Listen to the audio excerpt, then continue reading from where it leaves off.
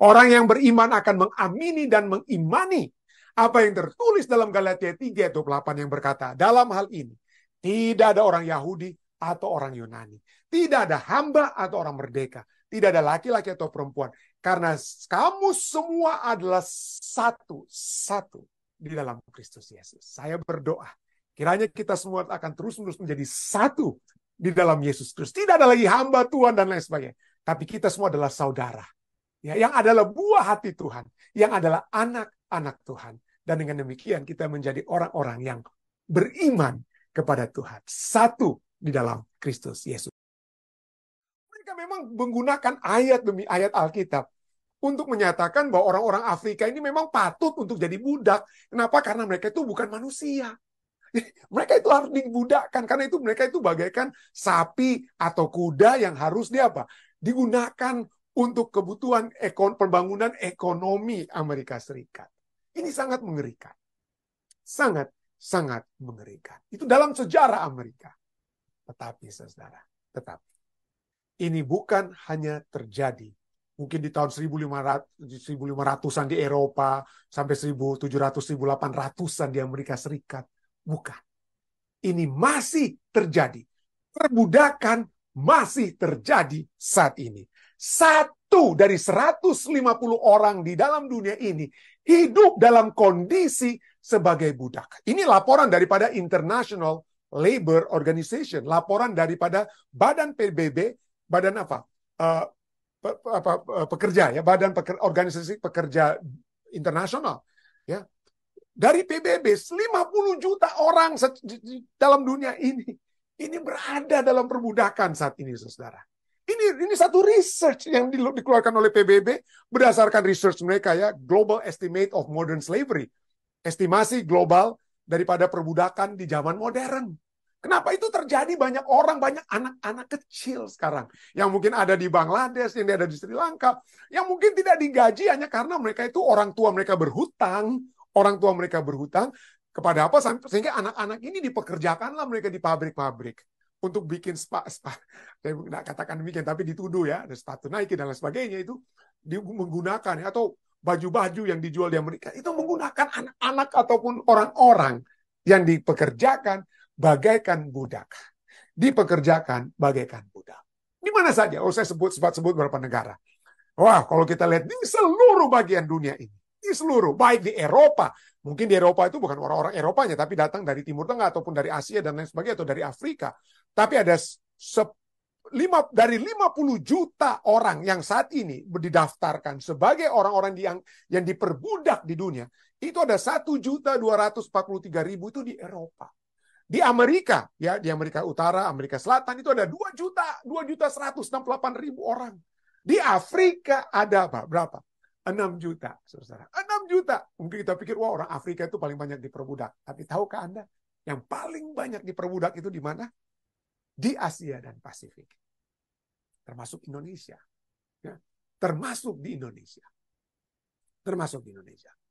Di mana negara-negara? Dari Asia Pasifik ada 30 juta, hampir 30,5 ya. 30 juta orang.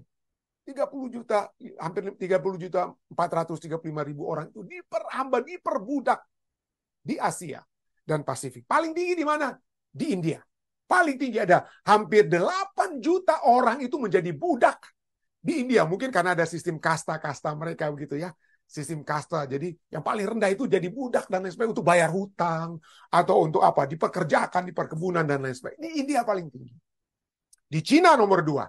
Ada 3.864.000 orang yang dianggap atau menjadi budak, ya, menjadi budak di Cina. Di Pakistan, di North Korea, lalu muncul berikutnya di Nigeria. Berapa? Di Indonesia, aduh sayang sekali ya. Ada orang Indonesia yang diperbudak. 1.220.000 orang menjadi budak di Indonesia. Di Indonesia. Hanya di Democratic Republic of Congo 1 juta, lalu di Rusia 794.000 orang. Apa artinya diperbudak? Definisi daripada ada satu organisasi yang ada websitenya antislavery.org. Dia katakan apa itu perbudakan modern menurut definisi mereka? Perbudakan modern itu adalah ketika seseorang itu dieksploitasi oleh orang lain. Dieksploitasi untuk kepentingan pribadi atau komersial. Entah itu ditipu, dijebak, atau dipaksa sehingga mereka kehilangan kebebasan mereka. Hal ini termasuk namun tidak terbatas pada apa? Perdagangan manusia. Di Amerika ada orang-orang diperdagangkan dari tempat-tempat lain tuh diperdagangkan untuk dijual, mungkin bukan sebagai budak atau tapi dipekerjakan mereka sebagai prostitusi di New York, di Amerika ini ada ya. Perdagangan manusia untuk menjadi prostitut ya, pelacur dan lain sebagainya, atau kerja paksa. Dan oleh sebab adanya lilitan utang mereka anak-anak ini menjadi apa? Dipekerjakan, bukan tidak dapat uang, tapi uang hasil pekerjaan mereka itu hanya dipotong untuk membiayai hutang mungkin orang tua mereka. Membiayai orang tua. Jadi sangat keji sekali, saudara. Sudah ada sejak zaman dahulu. Sudah sementara ada zaman sekarang ini. Lihat, 50 juta orang dalam dunia saat ini. Satu dari 150 orang di dalam dunia saat ini adalah budak. Kenapa? Kenapa kita tidak melarang? Kenapa kita? Oke, tentu saja ada banyak hukum-hukum. Di Amerika itu ada hukum demi hukum. Indonesia juga mungkin saya percaya yang melarang adanya sistem perbudakan ini. Ya. Tetapi itu sukar untuk dielakkan. Sukar untuk dilarang. Seberapa sukarnya? Kenapa? Pelajaran kita, tadi di permulaan saya tanyakan, kenapa tidak ada hukum ke-11? Janganlah kamu memperbudak orang lain. Kenapa? Tidak ada ajaran Alkitab. Kenapa tidak ada larangan Alkitab seperti itu? Karena perbudakan ini, walaupun ada itu adalah satu kekejian, ya, itu tapi sesuatu yang tidak dapat dielakkan, seperti dosa yang saat ini tidak dapat dielakkan. Jadi apa yang dapat Alkitab lakukan? Apa yang dapat kita lakukan? Alkitab dan kita sebagai umat-umat Tuhan yang percaya dapat lakukan. Mari kita lihat bahwa yang dapat mengatur, bukan menghapus. Karena itu tidak mungkin. Tidak mungkin untuk dihapus. Masa? Ya, perbudakan itu bagaikan perceraian. Tidak dapat dihindarkan. Kenapa? Kita lihat bagaimana perceraian itu tidak dapat dilarang dalam perjanjian kalau kita ingin melihat pengaturan perbudakan. Perceraian tidak dapat dihindarkan. Demikian juga dengan perbudakan. Tapi yang dapat Tuhan lakukan adalah diatur. Ya, itulah sebabnya Markus 2 ayat 9 sampai 10. Anda bisa terus baca ya. Saya cuma tulis sampai ayat 9 ya. Dikatakan, datanglah orang-orang Farisi untuk mencoba Yesus dan bertanya kepadanya, apakah seorang suami diperbolehkan menceraikan istrinya? Tetapi jawabnya kepada mereka, apa perintah Musa kepada kamu? Lalu jawab mereka, Musa memberi izin untuk menceraikannya dengan membuat surat cerai.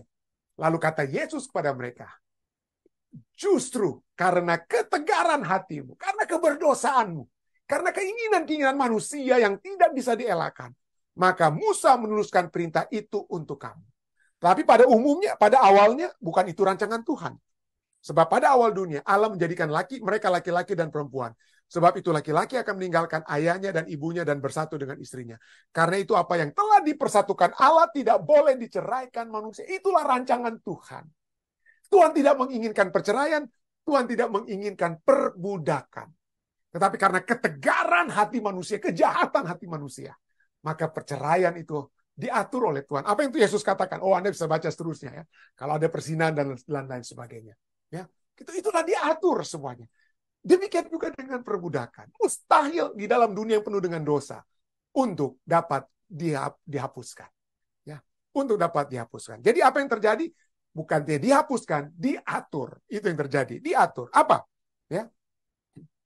Pertama-tama, di dalam perjanjian lama, pengaturan perbudakan dalam perjanjian lama itu adalah bahwa orang yang menjadi budak, entah karena mereka kelilitan masalah ekonomi, ya, mereka harus menjual diri mereka kepada seorang karena membayar hutang dan lain sebagainya.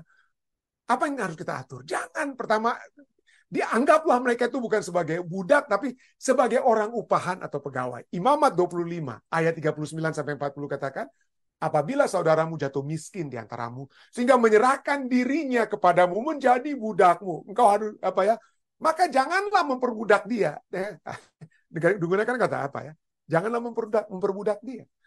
Sebagai orang upahan. Anggaplah dia dengan lain sebagai apa? Orang upahan. dan sebagai pendatang ia harus tinggal di antaramu.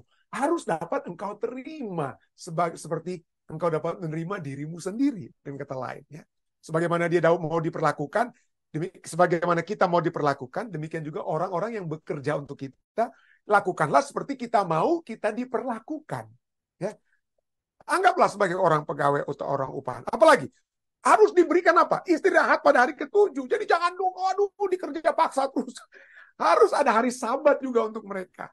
Bahkan di dalam kitab Ulangan disebutkanlah istirahat bagi orang-orang budak ini atau upahan ini 2 kali disebutkan. Wah, kalau sebutkan kita untuk bersabat, anak kita untuk bersabat, hewan-hewan kita cuma 1 kali. Tapi khusus untuk budak diingatkan 2 kali, ini peringatannya keras.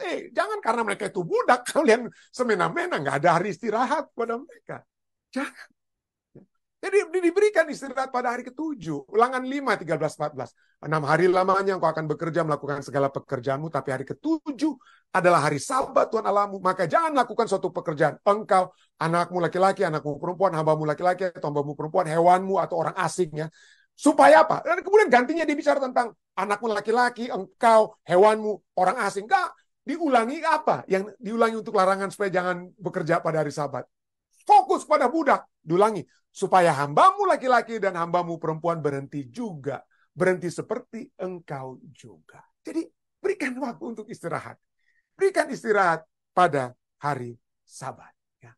Kalau sampai harus bekerja 7 hari, 7 hari terus-menerus bekerja, tidak ada hari istirahatnya, maka Anda sudah menjadi apa ya? Budak yang menjadi tuan yang ya, jika orang yang bekerja ya bagi Anda ya, maka Anda menjadi tuan yang melanggar, dengan kata lain, kehendak Tuhan ya, melanggar kehendak Tuhan. Berikut. Bukan hanya dia dianggap sebagai orang upahan, diberikan istirahat pada hari ke-7, apalagi dibebaskan pada tahun ke-7. Dibebaskan pada tahun ke-7. Keluaran 21 ayat 2 katakan, setelah Keluaran 21 ayat 1 itu bicara tentang pengaturan-pengaturan, peraturan-peraturan bagi orang-orang yang dianggap sebagai budak ya. Tapi ayat 2-nya katakan apa?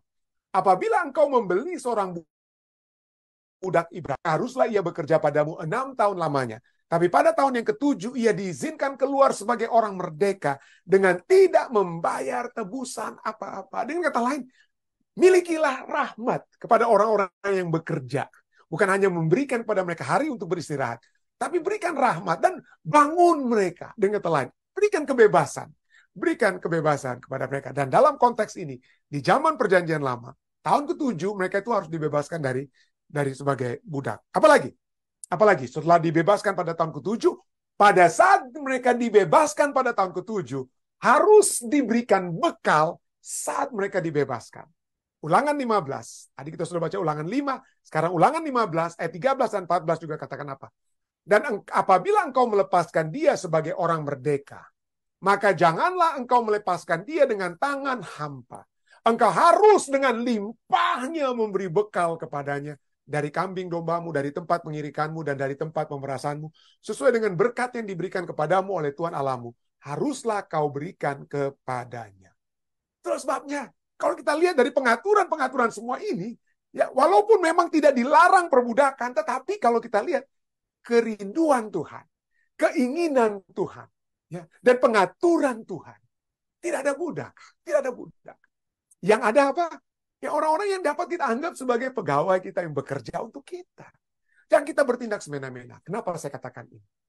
Pada saat kami 10 tahun di Ethiopia, ya, di Ethiopia itu memang masih kebudayaan atau tradisi strata sosial yang masih tidak banyak berubah dengan zaman Alkitab. Sering kali kami di kampus sekolah kami Ethiopia Adventist College ya, ada pegawai-pegawai, dosen-dosen dan lain sebagainya. Mereka memiliki apa ya? Orang-orang yang bekerja untuk mereka, pembantu-pembantu lah mungkin kalau kita seperti itu ya. Tapi pembantu-pembantu ini tidak diberikan gaji. Tidak diberikan gaji. Ya, mereka hanya untuk apa? Yang penting mereka hanya dikasih makan di tempat mereka tersebut. Dan yang sering kali saya lihat juga adalah, sekali saya melihat, kenapa mereka ini dalam keadaan kok babak belur sepertinya. Rupanya mereka dihajar habis-habisan, dipukul-pukul dengan begitu hebat oleh tuan-tuan mereka. Ini dalam kampus sekolah kita. Dan di luar kampus, saya sendiri menyaksikan bagaimana keadaan yang mengerikan itu terjadi kepada para pegawai, mungkin gitu, dalam tanda kutip, atau budak-budak tersebut. Mereka dilecehkan juga secara seksual. Dibuat bagaikan mereka itu barang. Lebih baik, bahkan ada yang pernah berkata, lebih baik kita jadi sapi. Karena sapi ataupun kuda itu tidak pernah dilecehkan secara seksual oleh tuan-tuan mereka. Tetapi wanita-wanita yang bekerja di luar kampus ini, mereka itu selain harus bekerja keras, tidak ada istirahatnya, mereka seringkali dilecehkan juga secara seksual. Mengerikan sekali. Ya, bukan ini kehendak Tuhan. Kehendak Tuhan kalau kita sudah baca, ya mengatur, kalau kita juga mempelajari firman Tuhan dan melihat dari kata-kata dari bahasa aslinya, bahasa Ibrani di Perjanjian Lama, bahasa Yunani di Perjanjian Baru, betul. Tapi kalimat yang kita digunakan baik dari kedua bahasa Alkitab ini, budak itu dapat juga disebut sebagai apa? Servant, hamba, atau pegawai, atau orang yang bekerja bagi kita, ya. Bond woman, orang yang terikat dan lain sebagainya. Perlakuan kita kepada mereka itu bagaikan mereka itu bukan sebagai barang yang harus kita suka-sukai apa saja yang kita mau buat kepada mereka. Kalau kita lihat, dalam kitab ada satu kitab Perjanjian Baru yang secara khusus bicara tentang, dapat kita lihat hubungan antara seorang tuan dan hamba. Walaupun ini banyak orang sedang didiskusikan apa ini bicara tentang Filemon dan pembantu atau hambanya yang bernama Onesimus, ya, yang melarikan diri daripada tuannya. Tapi Filemon ini kemudian menjadi orang Kristen, demikian juga Onesimus itu menjadi orang Kristen. Dan sekarang Rasul Paulus ingin merekonsiliasi Onesimus yang seorang hamba dan Filemon yang seorang master atau tuan. Bagaimana mereka dapat disatukan kembali? Ya, bagaimana mereka dapat disatukan kembali? Ya, ini mereka, Filemon ini dan Onesimus itu berada dari kota Kolose. Mereka berada di kota Kolose dan dua-duanya sudah menjadi orang Kristen. Filemon itu bahkan menjadi dekat dengan Rasul Paulus, ya. Dan ditulislah, Rasul Paulus menulis surat kepada Filemon yang mengatur supaya kita semua, bukan hanya Filemon, kita semua melihat hubungan antara satu dengan yang lain. Itu dalam satu kacamata surga. Apa itu? Apa yang dilihat oleh surga? Mari kita lihat, ya. Mari kita lihat apa yang dilihat. Hubungan antara budak dan tuan dari kacamata surga. Yang pertama, Onesimus kita lihat itu telah lari dari Filemon, dari tuannya, yang sudah menjadi orang Kristen. Yang kedua-duanya itu sudah menjadi orang Kristen. Tapi kepada Filemon, Rasul Paulus katakan apa? Kepada sang tuan ini, kamu adalah orang yang penuh kasih dan iman pada Yesus. Filemon 1 ayat 5. Aku mendengar tentang kasihmu kepada semua orang kudus dan tentang imanmu kepada Tuhan Yesus. Kalau kita menjadi umat-umat yang percaya, ini yang harus kita lakukan. Dengan kata lain, ini Rasul Paulus ingin. Aku sudah dengar kamu memiliki kasih. Oh, puji Tuhan. Kasihmu pada semua orang kudus. Dan sekarang Onesimus ini sudah menjadi orang kudus. Kasihilah dia. Dan supaya imanmu pada Tuhan Yesus lebih bertambah. Ya. Jadi kemudian setelah Rasul Paulus menulis dalam Filemon 1 ayat 5 tentang kasih yang dimiliki oleh sang tuan, si Filemon. Kemudian Rasul Paulus memberikan pernyataan yang cukup menarik. Dia memberikan perintah. Dia memberikan perintah kepada Filemon yang biasanya memerintah. Sekarang dinamika hubungan antara Rasul Paulus dan Filemon ini berubah, ya. Jadi bukannya sahabat dalam Kristus, tapi Rasul Paulus sekarang mengatakan, seperti aku sudah mendapatkan otoritas dari surga sebagai rasul, maka sekarang aku memberikan perintah kepadamu. Apa ya dikatakan Filemon 1 ayat 8-9. Karena itu, sekalipun di dalam Kristus aku mempunyai kebebasan penuh sebagai rasul, ya, untuk memerintahkan kepadamu. Kamu biasanya perintah orang, tapi sekarang coba dengar dulu. Aku yang mau perintah kamu, nih kata lainnya. Rasul Paulus bilang begitu, ya. Aku mempunyai kebebasan penuh untuk memerintahkan padamu apa yang harus engkau lakukan. Tetapi mengingat kasihmu, yang dia tulis dalam ayat 5. Mengingat kasihmu, maka lebih baik aku menggunakan kata bukan memerintah, tapi meminta daripadamu. Jadi Rasul Paulus tahu juga berdiplomasi. Dari satu struktur keberadaan mereka, Rasul Paulus itu sebagai Rasul Tuhan itu berada di atas daripada Filemon yang adalah hanya sebagai anggota biasa dengan kata lain. Mungkin dia ketua jemaat, tapi dia berada di bawah dengan kata lain. Tapi Rasul Paulus nggak mau melihat itu. Dia katakan, aku gantinya mau memerintahkan kepadamu, aku minta kepadamu. Apa yang diperintahkan? Apa yang diminta oleh Rasul Paulus untuk dapat dilakukan oleh Filemon? Ini dia. Paulus meminta Filemon untuk menganggap Onesimus itu budaknya. Tapi sekarang Rasul Paulus katakan, dia bukan budak, dia sudah menjadi orang percaya. Kalau setiap orang percaya itu bukan hanya disebut sebagai anak Tuhan, tapi juga Onesimus itu adalah anakku, Rasul Paulus katakan. Dengan kata lainnya, itu telah dianggap sebagai anak dari Rasul Paulus. Filemon 1 ayat 10. Aku mengajukan permintaan kepadamu mengenai anakku yang kudapat selagi aku dalam penjara. Yaitu siapa? Yakni Onesimus. Jadi Rasul Paulus melihat budak, pandangan surga, pandangan Rasul Paulus, pandangan surga. Setiap orang yang dianggap budak di dalam dunia ini, itu adalah anak-anak Tuhan, anak-anak orang-orang percaya. Jadi aku menganggap Onesimus adalah anakku. Lalu kemudian bukan hanya itu, dia bukan hanya Rasul Paulus menyebutkan Onesimus budak itu sebagai anaknya, tapi dia menyatakan dialah buah hatiku, dialah keberadaan yang kukasihi. Ya. Filemon 1 ayat 12. Dia kusuruh. Onesimus yang lari daripada Filemon, sekarang dikatakan apa? Sekarang Onesimus itu aku suruh untuk kembali kepadamu. Kenapa? Dia, yaitu si Onesimus, dia adalah buah hatiku. Dia adalah buah hatiku. Kemudian Paulus meminta, atau memerintahkan mungkin ya, Paulus meminta agar Onesimus diterima selama-lamanya sebagai saudara. Ya. Seringkali kita pikir, aduh saya cuma sebagai pegawai biasa. Saya sebagai mungkin budak orang manajer dan lain sebagainya. Tapi selama-lamanya kita harus menganggap satu dengan yang lain sebagai saudara. Ya, sebagai saudara. Itulah julukan kita. Bukan lagi tuan atau hamba. Bukan lagi tuan atau budak dan lain sebagainya. Tapi kita adalah saudara bersaudara. Ya. Dalam Tuhan kita bersaudara. Dengan kata lainnya. Filemon 1 ayat 15-16. Sebab mungkin karena itulah dia, si Onesimus itu, dipisahkan sejenak daripadamu. Supaya engkau dapat menerimanya untuk selama-lamanya. Bukan lagi sebagai hamba. Melainkan lebih daripada hamba. Yakni sebagai saudara yang kekasih. Sebagai saudara yang kekasih. Itulah perintah Paulus kepada Filemon. Perintah Paulus kepada kita semua yang mungkin kita menganggap kita ini Tuhan. Ada begitu banyak hamba-hamba kita, budak-budak kita. Rasul Paulus katakan, orang-orang yang kalian anggap budak, orang-orang yang bekerja di bawah kalian itu adalah anak-anakku. Itu adalah buah hatiku. Iya, mereka itu adalah saudara-saudara. Adakah kita menganggap orang-orang yang bekerja, mungkin yang menjadi pembantu di rumah kita, gantinya kita memperlakukan mereka dengan semena-mena. Pikirkanlah mereka itu sebagai buah hati Tuhan. Pikirkanlah mereka itu sebagai orang yang apa? Anak Allah, ya, sebagai anak Allah. Pikirkanlah mereka sebagai saudara-saudari kita, sebagai saudara dan saudari kita. Sehingga di dalam ayat yang ke-17, Filemon 1 ayat 17, Rasul Paulus kemudian menuliskan kepada Filemon, ya, kalau engkau menganggap aku temanmu seiman, terimalah dia seperti aku sendiri. Apa artinya ayat ini? Artinya, kalau kita melihat orang lain itu sebagai hamba-hamba kita, ya, dan kita memperlakukan mereka bukan sebagai anak kita, bukan sebagai buah hati kita, bukan sebagai saudara kita, mereka anggap dan kita memperlakukan mereka dengan semena-mena, maka kita bukan menjadi orang yang beriman. Kita belum secara sempurna menjadi orang yang beriman. Kenapa? Karena orang yang beriman akan mendengar apa yang juga tertulis dalam Galatia 3 ayat 28. Orang yang beriman akan mengamini dan mengimani apa yang tertulis dalam Galatia 3 ayat 28 yang berkata, dalam hal ini tidak ada orang Yahudi atau orang Yunani. Tidak ada hamba atau orang merdeka. Tidak ada laki-laki atau perempuan.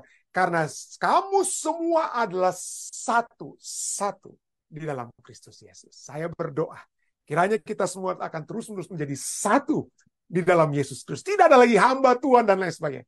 Tapi kita semua adalah saudara.